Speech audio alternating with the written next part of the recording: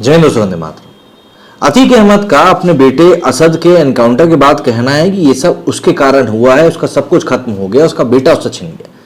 दरअसल असद को अतीक अहमद के सबसे करीब माना जाता था। लोगों का कहना था कि भाई अतीक अहमद की अगर कोई सच्ची उत्तराधिकारी संभाल सकता है तो वो असद ही।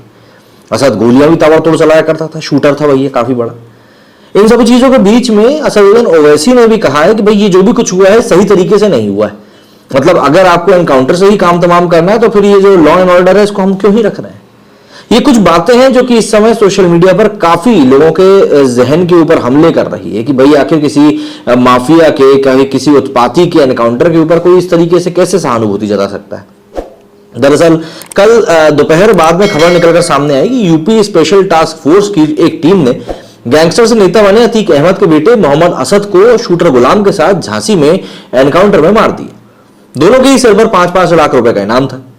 तो ऑल इंडिया मजलिस इत्तेहादुल मुस्लिमीन मतलब कि AIMIM के प्रमुख असदुद्दीन ओवैसी ने एनकाउंटर पर सवाल उठाए। ओवैसी ने कहा कि भारतीय जनता पार्टी धर्म के नाम पर एनकाउंटर करती है। तेलंगाना के निजामाबाद में AIMIM सांसद असदुद्दीन ओवैसी ने कहा कि एनकाउंटर इसी तरह होते रहे तो कोर्ट और जज आखिर किस लिए? क्या अब अदालतों को बंद कर दिया जाना चाहिए? ओवैसी ने तीखे अंदाज में कहा कि क्या बीजेपी वाले जुनैद और नासिर की हत्या करने वालों को भी गोली मारेंगे?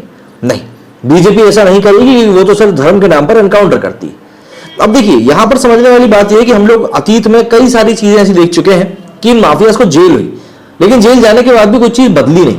जेल से भी इनका काम सुचारू रूप से चलता रहा और मतलब तारीख पे तारीख बढ़ती रही और चीजें यूं ही चलती रही।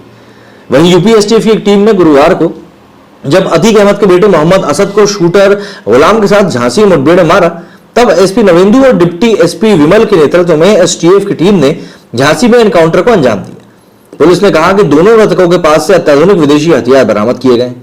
अतीक अहमद ने पूछताछ के दौरान बेटे असद अहमद को लेकर कई बार जानकारी ही मांगी। वकीलों से कहा कि वो बेटे की मिट्टी में शामिल होना चाहता है। माना जा रहा है कि शुक्रवार को अतीक अहमद के वकील कोर्ट में उसको बेटे के सुपुर्द खाक में शामिल होने की इजाजत दिए जाने की मांग करेंगे। रात में दोनों भाइयों से पूछताछ शुरू हुई तो यूपी पुलिस की टीम की ओर से पहला सवाल उसकी पत्नी और 50,000 की इनामी शाइस्ता परवीन को लेकर किया गया। पूछा गया कि शाइस्ता परवीन आखिर कहां छुपी हुई।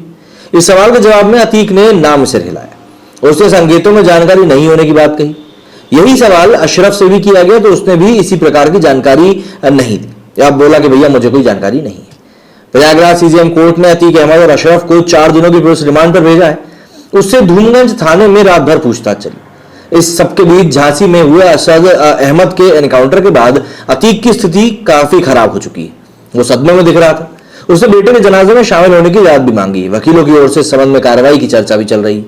हालांकि ये कहा जा रहा है कि कानूनी पेच के कारण अतीक के बेटे के जनाजे में उसको शामिल नहीं होने दिया जाएगा। असद के पार्थिव शरीर को लेने के लिए उसके नाना, मामा और मौसा के झांसी पहुंचने की खबर है। वहां से उसके शव को प्रयागराज लाया जाएगा। प्रयागराज में असद को सुपुर्द खाक करने की तैयारी। प्रयागराज के कसारी मसारी कब्रिस्तान में उसको दफनाए जाने की तैयारी भी की गई। इन सब चीजों के बीच में अतीक अहमद का एक बयान भी सामने आया। उसने कहा कि अब सब कुछ तो बर्बाद हो गया, अब बचा क्या है? एतन प्रॉपर्टी रहे कि बदऊ अपने औलाई के नए बचाए पाप, सब कुछ हमारी वजह से खत्म होएगा। असद की मौत के बाद अशरफ को देखते हुए अतीक अहमद ने यह सब कुछ कहा।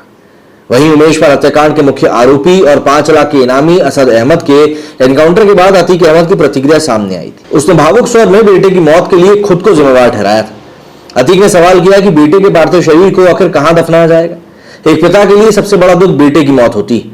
बेटे की मौत के पीछे जब कारण खुल ही हो तो फिर वो इसी प्रकार की बात सामने आती है। आज अतीक के कंधे झुके हुए थे, वो भावुक था।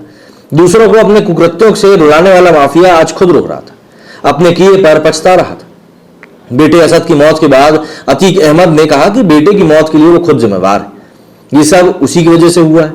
ये एक माफिया डॉन के अपने कृत्यों की वजह से परिवार पर आए संकट के लिए पछतावे जैसा दिखा। प्रयागराज कोर्ट से नैनी सेंट्रल जेल ले जाए जाने के दौरान अतीक अहमद ने सवाल किया कि मेरे बेटे को आखिर कहां पर दफनाया जाएगा। मैं अपने बेटे की मिट्टी में जाना चाहता हूं। उसने प्रशासन से गुजारिश की है कि बेटे की मिट्टी में जाने की व्यवस्था कराई जाए। इस दौरान अतीक अहमद के चेहरे पर दर्द साफ तौर पर छलक रहा था। इससे पहले बेटे के एनकाउंटर में मौत की खबर मिलने के बाद कोर्ट परिसर में ही वो फर्श पर बैठकर रोने लगा। कोर्ट रूम में मौजूद लोगों ने बताया कि अतीक फूट फूट कर रो रहा था। असद अहमद के एनकाउंटर के बाद जिस प्रकार का भाव अतीक के चेहरे पर दिखा, वो पहले दिखता तो शायद ये नौबत आती नहीं। उसने नैनी जेल में बंद अपने दूसरे बेटे अली से मिलने की भी गुहार लगाई।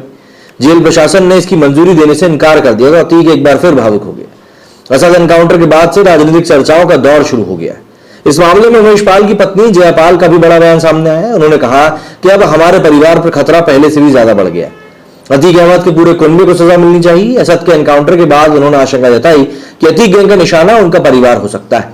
कोर्ट में पेशी के दौरान भी उसने नाबालिग बेटों के बारे में पूछा था। इस दौरान वकीलों ने उसे बताया, मतलब कि अतीक अहमद को बताया कि दोनों को रूपसपुर के बाल गृह में रखा गया है।